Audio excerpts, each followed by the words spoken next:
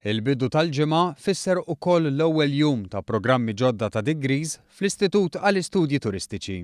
Dan hekk kif iktar minn 130 student issa se jkunu parti minn għażla ta' 3 degrees għall-istudenti l-ġodda kif ukoll dawk li jridu jkomplu bl-istudji tagħhom. Id-degrees huma fuq l-arti kulinarja, il-gastronomija u l-ospitalità.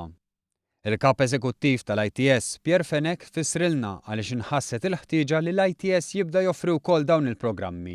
Kif tafu l-industrija tat-turiżmu għaddejja minn boom qawwi, ġifieri mixjin iktar lejn prodott ta' kwalità.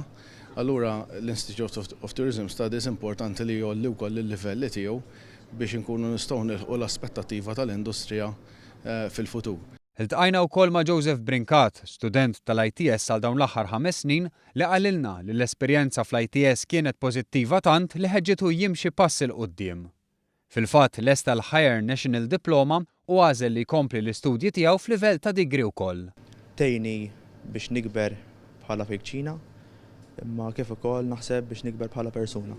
Gradwalment dawn id-degrees iwasslu lill-istudenti biex jiggradwaw f'livell 6 tal-qafas Malti tal-kwalifiki u bekk ilħqu mal-aspettattivi li qed tistenna l-industrija barra mill-iskola.